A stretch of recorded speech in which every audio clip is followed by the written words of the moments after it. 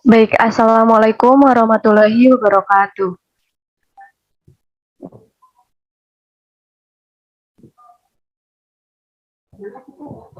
Baik, yang saya hormati Bunda Sinta Rosiana selaku dosen pembimbing pada mata kuliah Sejarah Sastra. Yang saya banggakan teman-teman seperjuangan satu kelas. Puji syukur, marilah kita panjatkan kehadirat Allah yang Maha Kubur. Salawat beserta salam, semoga tetap tercurah limpahkan kepada Nabi besar Muhammad Sallallahu Alaihi Wasallam. Tak lupa kepada sahabatnya, tabi'itnya dan tabi'atnya, dan kita selaku umatnya semoga senantiasa dalam lindungannya. Amin ya rabbal alamin. Baik rekan-rekan, alhamdulillah kita berkumpul pada acara diskusi kali ini, yaitu pun ada pun topik yang akan kita bahas atau diskusikan pada diskusi kali ini, yaitu tentang 70. Sebelumnya perkenalkan, nama saya Windy Natalia dengan nomor pokok mahasiswa 2121002 selaku moderator yang akan membimbing jalannya acara. Sebelumnya saya akan memperkenalkan anggota kelompok 7 juga, yang dimana beranggotakan pemateri pertama yaitu Silpa Nilatul Istiqomah dengan nomor pokok mahasiswa 212121015 sebagai penyaji pertama yang akan memaparkan dan menjelaskan materi tentang pengertian sejarah sastra angkatan 70-an. Untuk selanjutnya yaitu pemateri kedua, yaitu Sili Mulyanti dengan nomor pokok mahasiswa 212121004 sebagai penyaji kedua yang akan memaparkan dan menjelaskan materi tentang peristiwa-peristiwa penting pada angkatan 70-an. Untuk selanjutnya yaitu pemateri ketiga, yaitu Amalia Firda Farhania dengan nomor pokok mahasiswa 212121021 sebagai penyaji ketiga yang akan memaparkan dan menjelaskan materi tentang sastrawan angkatan 70-an.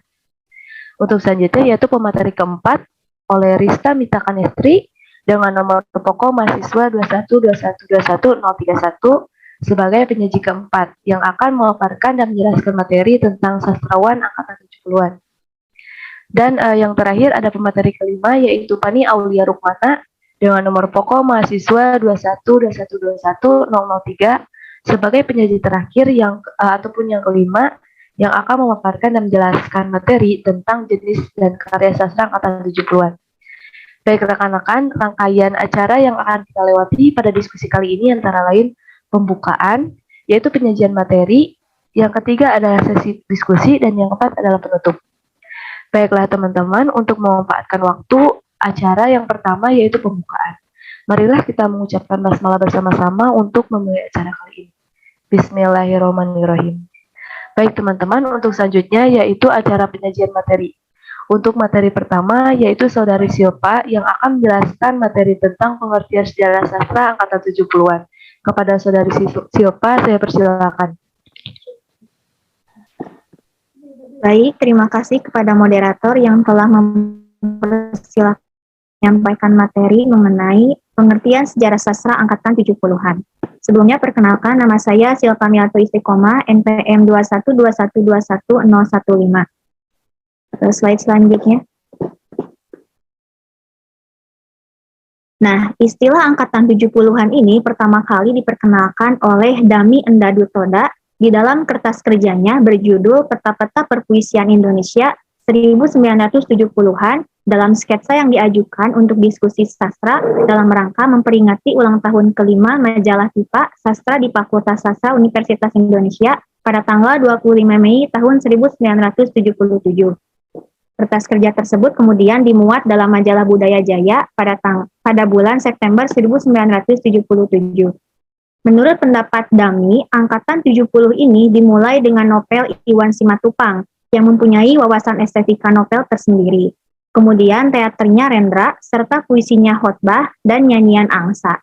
Semakin nyata dalam wawasan estetika perpuisian Sutarji Kalzoum Bahri dan cerpen-cerpen dari Danarto. Para pengarang pada periode 70-an ini berusaha melakukan eksperimen untuk mencoba batas beberapa kemungkinan bentuk sastra, baik itu puisi, prosa, maupun drama, semakin tidak jelas. Seperti prosa dalam bentuk cerpen, pengarang membuat cerpen dengan panjang 1-2 kalimat saja, sehingga cerpen tersebut terlihat seperti bentuk sajak. Dalam bidang drama juga, para pengarang mulai menulis dan mempertunjukkan drama yang tidak masuk akal. Dan dalam bidang puisi, mulai ada puisi kontemporer atau puisi selindro. Sastra pada periode 70-an ini telah memperlihatkan pembaharuan dalam berbagai bidang, di antaranya yaitu wawasan estetik, pandangan, sikap, dan orientasi budaya.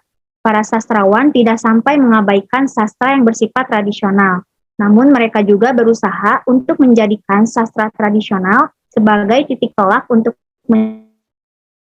karya. Perkembangan sastra Indonesia pada periode ini semakin maju karena banyaknya penerbitan yang muncul dan bebas menampilkan hasil karya pengarang dalam berbagai bentuk karya sastra. Penerbit-penerbit juga perlahan bangkit kembali hingga dapat mencetak karya para sastrawan. Beberapa sastrawan yang menonjol pada periode ini antara lain Sutarji Kalzaum Bahri, Iwan Simatupang, Putu Wijaya, Arifin Syairin Nur, Danarto, dan Rendra. Adapun ciri-ciri karya sastra pada angkatan 70-an ini yang membedakan dengan periode lainnya antara lain, yang pertama, sastrawan lebih berani bereksperimen dalam karyanya. Yang kedua, banyak improvisasi terhadap karya sastra yang tidak ada pada angkatan sebelumnya. Kemudian yang ketiga, beberapa sastrawan angkatan 70-an ini menganut aliran surrealisme, yaitu aliran dalam karya sastra yang berusaha membebaskan dirinya dari kontrol kesadaran dunia seperti orang yang bermimpi dalam membuat karya. Aliran ini juga mementingkan aspek bawah sadar manusia dan non-rasional di luar kenyataan. Kemudian yang keempat, menggunakan bahasa daerah sebagai bentuk ungkapan ekspresi. Dan yang terakhir, menggunakan bahasa konotasi yang kuat agar tidak terjerumus dalam politik Orde Baru. Mungkin sekian yang dapat saya sampaikan. Mohon maaf bila ada kesalahan, saya kembalikan kepada moderator.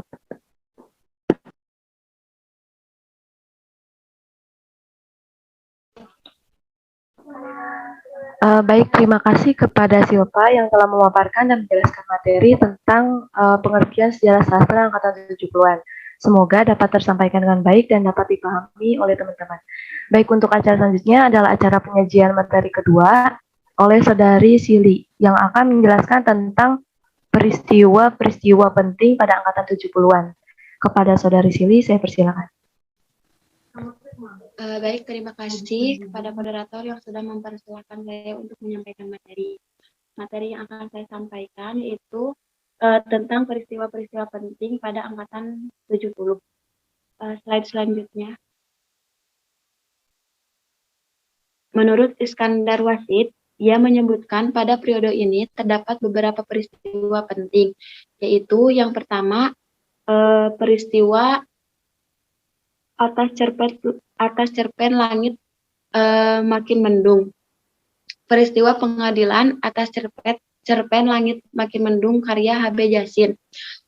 Pada tahun 1968, majalah sastra yang dipimpin oleh H.B. Jasin pada salah satu nomor terbitnya dilarang diedarkan dan disita oleh Kejaksaan Tinggi Sumatera Utara di Medan karena isi dari cerita pendek tersebut menghina Nabi Muhammad serta agama Islam.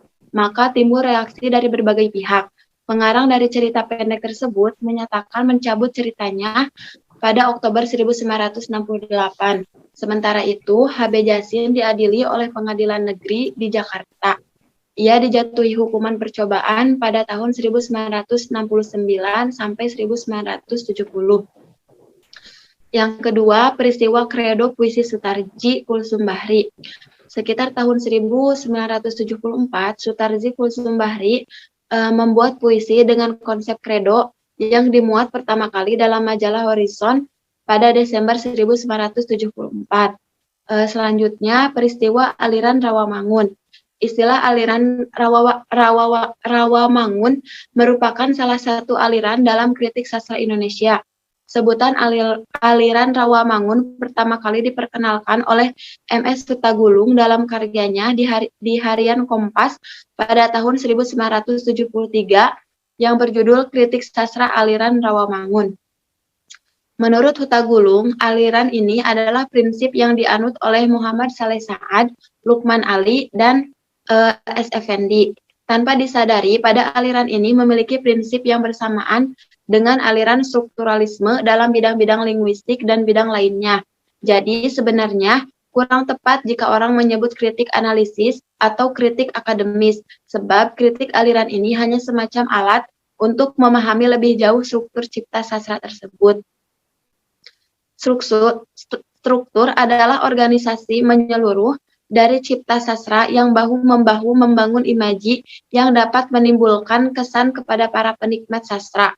Sejak semula, pendukung aliran ini yakin bahwa keseluruhanlah yang paling penting, tetapi di samping itu juga beranggapan bahwa keseluruhan itu dibangun oleh unsur-unsur yang saling membantu dengan eratnya.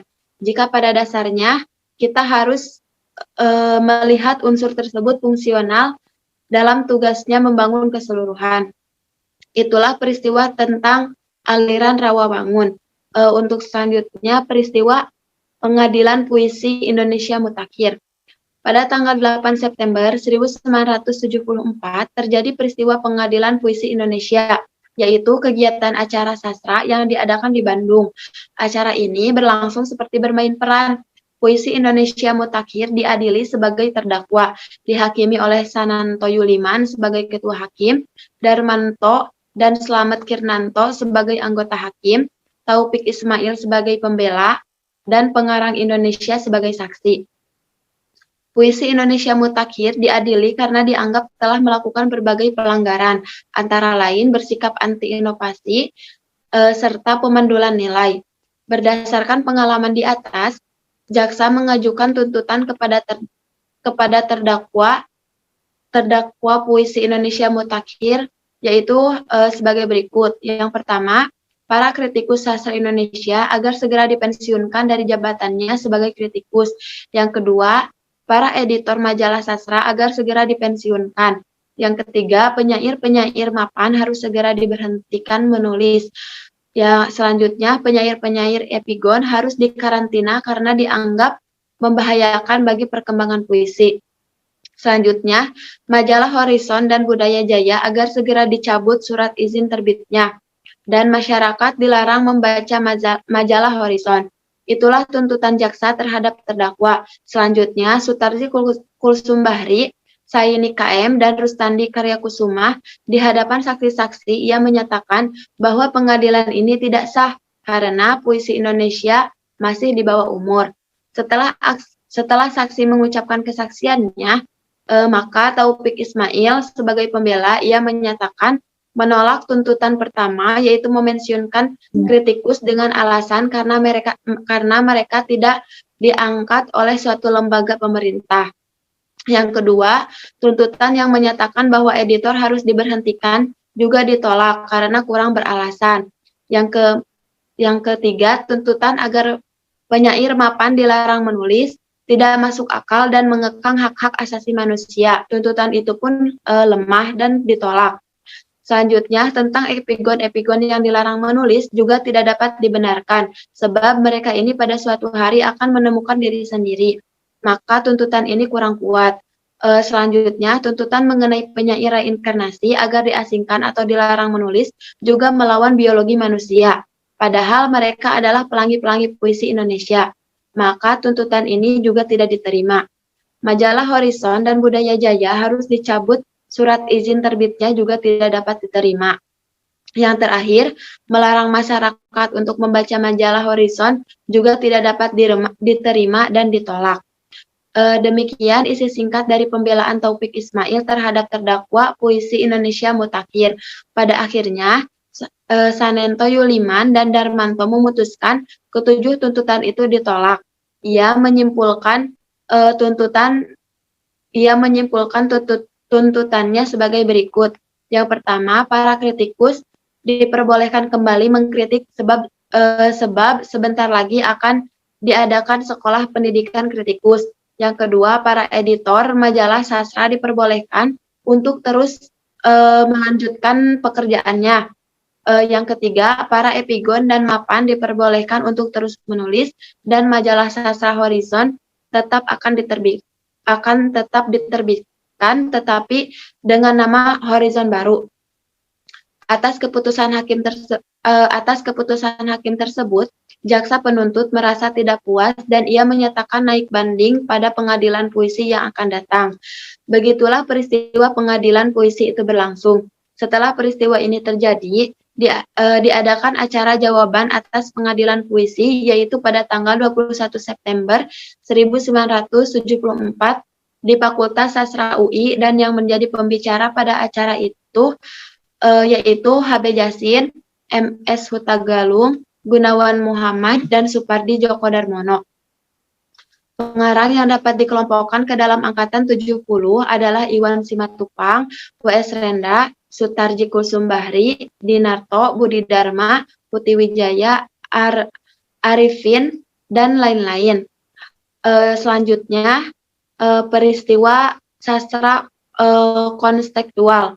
Sastra konstekstual pertama kali diperkenalkan oleh Ariel Herianto pada Sarasehan Kesenian di Solo pada tanggal 28 sampai 29 Oktober 1984.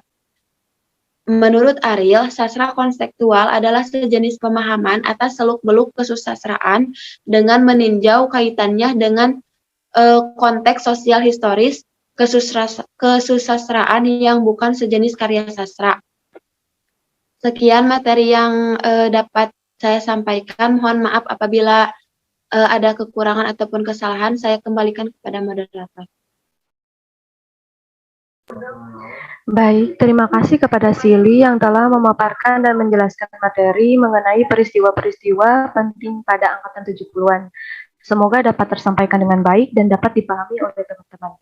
Baik teman-teman, untuk selanjutnya penyampaian materi ketiga yang akan disampaikan oleh Saudari Amalia, yang akan menyampaikan materi tentang sastrawan angkatan 70-an. Kepada Saudari Amalia, saya persilakan.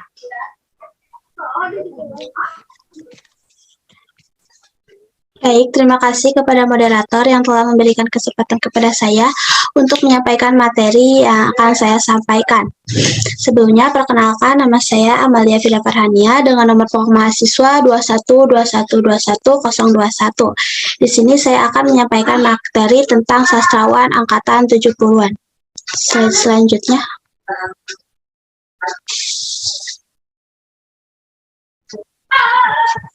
Yang pertama ada Putu Wijaya.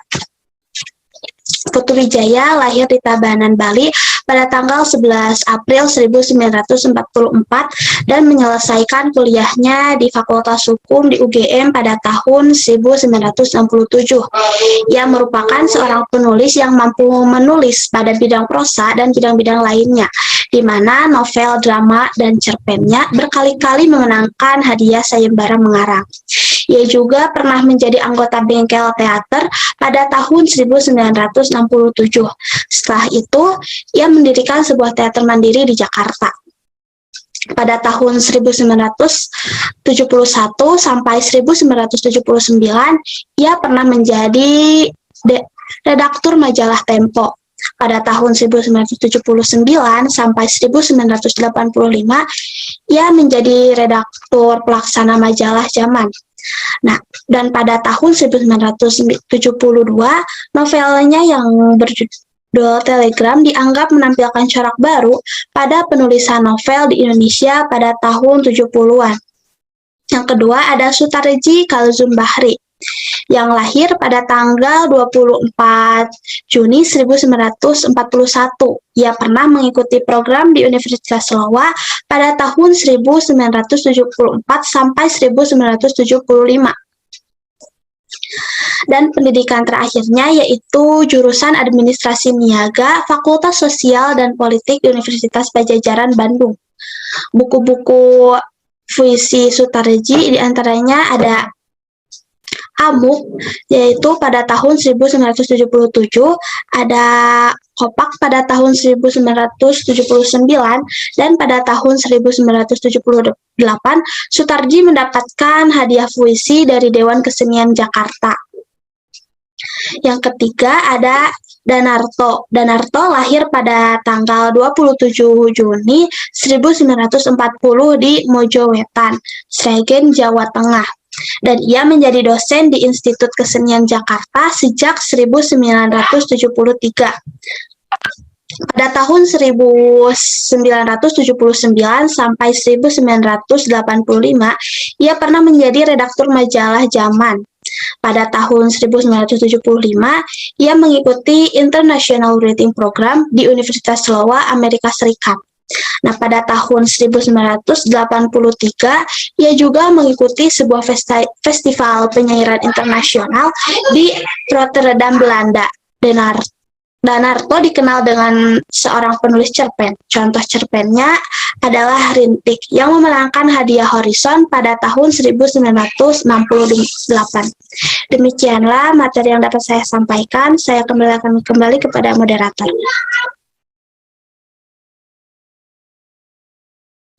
Terima kasih kepada Saudari Amalia yang telah memaparkan dan menjelaskan materi sastrawan angkatan 70-an. Semoga dapat tersampaikan dengan baik dan dapat dipahami oleh teman-teman. Baik teman-teman, untuk acara selanjutnya adalah penyajian materi keempat yang akan disampaikan oleh Risya mengenai sastrawan angkatan 70-an. Kepada Saudari Risya, saya persilakan. Baik, terima kasih kepada moderator yang telah memberikan saya kesempatan untuk mempresentasikan atau menjelaskan mengenai sastrawan angkatan 70-an. Selanjutnya ada Iwan Simatupang. Iwan Simatupang lahir di Sibolga, Sumatera Utara pada tanggal 18 November 1928. Meninggal di Jakarta tanggal 4 Agustus 1970.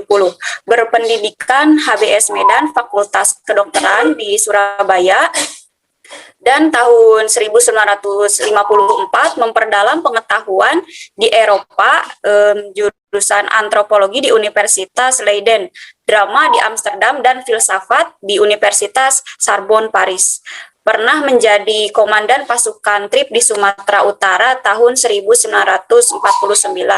Menjadi guru SMA Jalan Wijaya Kusuma di Surabaya, redaktur siasat, dan terakhir menjadi redaktur Harta Warta Harian tahun 1966. Selanjutnya ada Budi Dharma, lahir tanggal 25 April 1937 di Rembang, Jawa Tengah. Ia adalah dosen IKIP Surabaya, menyelesaikan pendidikan di jurusan Sastra Barat, Fakultas Sastra Universitas Gadjah Mada pada tahun 1963, pernah memperdalam pengetahuan di Universitas Hawaii, Honolulu, Amerika Serikat, kemudian meraih master dari Universitas Indiana di Bloomington, Amerika Serikat tahun 1976, dan meraih gelar PhD dari universitas yang sama, pernah menjadi dekan Fakultas Keguruan Sastra dan Seni IKIP Surabaya, anggota Dewan Kesenian Surabaya, dan Rektor IKIP Surabaya tahun 1984. Novel pertama yaitu novel Olenka tahun 1983 memenangkan hadiah pertama sayembara mengarang roman DKJ. Karyanya yang lain adalah Orang-orang Bloomington, Soliloku, sejumlah esai sastra, dan Rafilus. Tahun 1984, ia memenangkan hadiah sastra ASEAN. Yang terakhir ada MH Ainun Najib. MH Ainun Najib lahir pada tanggal 27 Mei 1953 di Jombang, Jawa Timur.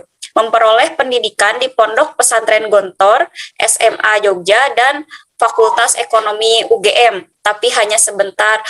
Pernah menjadi redaktur harian masa kini Jogja, kemudian memimpin teater Dinasti Jogja, pernah mengikuti lokakarya teater Peta di Filipina tahun 1980,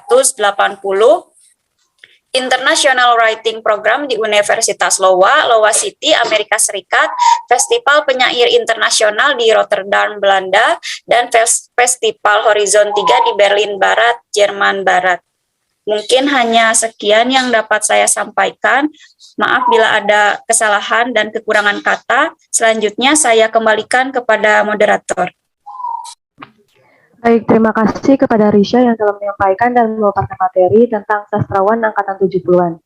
Semoga apa yang disampaikan oleh Saudari Risha dapat dipahami oleh teman-teman. Untuk selanjutnya, acara penyajian materi terakhir yang akan disampaikan oleh Saudara Pani yang akan menjelaskan tentang atau mengenai jenis karya sastra angkatan 70-an. Kepada Saudara Pani, saya persilakan. Baik, terima kasih kepada moderator yang telah memberikan saya kesempatan untuk menyampaikan materi terakhir yaitu mengenai jenis karya sastra angkatan 70-an. Slide selanjutnya. Jenis karya sastra pada angkatan 70 ini terbagi menjadi dua, yaitu ada puisi, prosa, dan drama. Yang pertama, puisi. Pada periode angkatan 70-an ini, muncul beberapa puisi yang disebut puisi kontemporer. Maksud dari istilah kontemporer ini bukan menunjukkan pada waktu, bukan pada model puisi tertentu, karena pada masa kontemporer ini banyak model puisi yang konvensional. Terdapat struktur fisik dan struktur tematik. Yang pertama, struktur fisik dari puisi. Poin pertama yaitu gaya bahasa paralelisme dikombinasikan dengan gaya hiperbola untuk memperoleh efek yang sebesar-besarnya serta menonjolkan tipografi. Poin kedua yaitu puisi konkret sebagai eksperimen. Yang ketiga, banyak menggunakan kata-kata daerah. Yang keempat, banyak menggunakan permainan bunyi. Yang kelima, menggunakan kata yang sebelumnya tabu. Dan yang keenam, gaya penulisan yang prosaik. Selanjutnya, struktur tematik dari puisi. Poin pertama yaitu protes terhadap kepincangan masyarakat pada awal industrialisasi. Yang kedua, kesadaran bahwa aspek manusia merupakan subjek dan bukan objek pembangunan. Yang ketiga, banyak mengungkapkan kehidupan religius dan mistis. Yang keempat, cerita dan pelukisnya bersifat alegoris atau parabel. Hak-hak asasi manusia, kebebasan, persamaan, dan pemerataan diperjuangkan. Dan yang keenam, kritik sosial terhadap si kuat yang bertindak sewenang-wenang terhadap mereka yang lemah, dan kritik tentang penyelewengan. Selanjutnya, prosa dan drama. Pada angkatan inilah mulai lahir karya-karya yang lebih beragam dan melawan arus biasa. Sutarji Kalzom Bahtiar dianggap sebagai pelopor di angkatan ini. Terdapat struktur fisik dan struktur tematik. Yang pertama, struktur fisik dari prosa dan drama. Yang pertama, melepaskan ciri konvensional, menggunakan pola sastra absurd dalam tema, alur, tokoh, maupun latar. Yang kedua, menampakkan ciri latar kedaerahan yang disebut warna lokal. Yang kedua, struktur tematik. Poin pertama yaitu sosial yang meliputi tentang politik, kemiskinan, dan lain-lain. Yang kedua, kejiwaan, dan yang terakhir, metafisik. Sekian materi yang dapat saya sampaikan. Mohon maaf jika masih ada kesalahan atau kekurangan. Terus selanjutnya,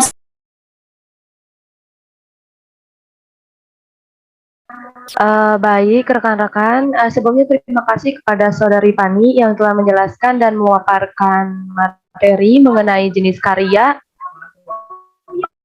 Moabis dan angkatan 70-an. Semoga apa yang disampaikan oleh Saudari Pani dapat tersampaikan dengan baik dan dipahami oleh rekan-rekan. Baik, teman-teman, untuk selanjutnya adalah sesi penyajian diskusi. Mohon maaf, acara diskusi. Untuk sekarang, penyajian materi dari setiap penyaji materi telah selesai. Untuk selanjutnya adalah acara sesi diskusi. Bagi teman-teman yang ingin bertanya, saya persilakan kepada 3 orang penanya dan akan dilaksanakan di Google Classroom. Bagi teman-teman dapat menyampaikan pertanyaannya setelah saya buka forum diskusi. Baik teman-teman, untuk sekarang saya persilakan kepada rekan-rekan yang ingin bertanya bisa mengaktifkan fitur raise hand dan membacakan pertanyaannya di sini, yaitu di ruang meeting Zoom kali ini. Belum.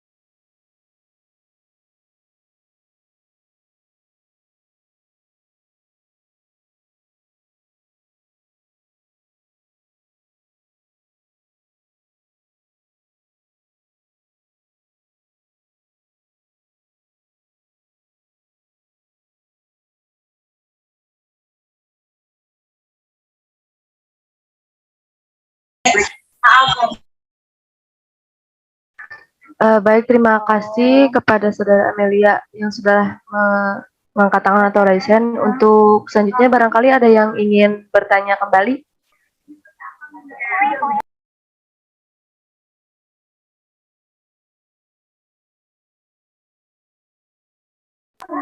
Baik, di sini sudah ada 3 pertanyaan dikarenakan memang saya bukan dari anggota kelompok 8, saya juga akan bertanya kepada kelompok 8. Untuk sekarang saya akan membacakan pertanyaan untuk kelompok 8, yaitu adakah muatan-muatan nilai yang khas terkandung dalam sastra angkatan 70-an? Jika ada, coba jelaskan. Seperti itu. Untuk selanjutnya saya persilakan kepada Saudari Amelia Nurfitri untuk membacakan pertanyaannya.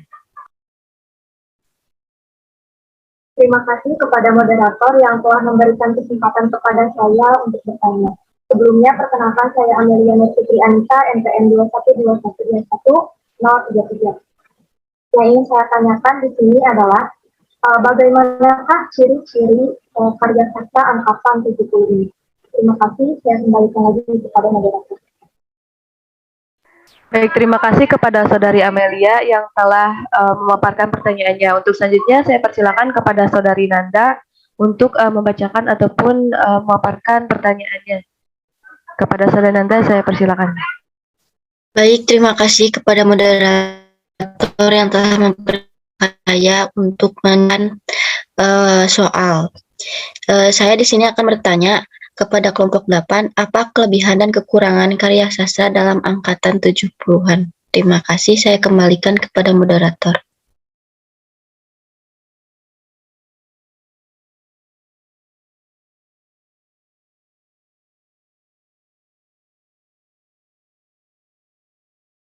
Baik, alhamdulillah sudah ada 3 pertanyaan untuk kelompok 8. Baik rekan-rekan, untuk saat ini kita bisa beralih ke Google Classroom dan bagi yang ingin bertanya bisa untuk menanyakan kembali pertanyaannya di Google Classroom setelah forum saya buka.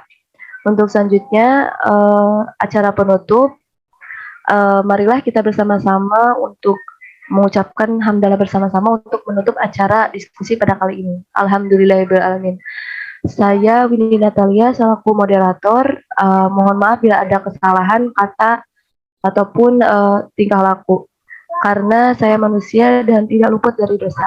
Wabillahi taufiq wal hidayah. Wassalamualaikum warahmatullahi wabarakatuh. Waalaikumsalam warahmatullahi wabarakatuh.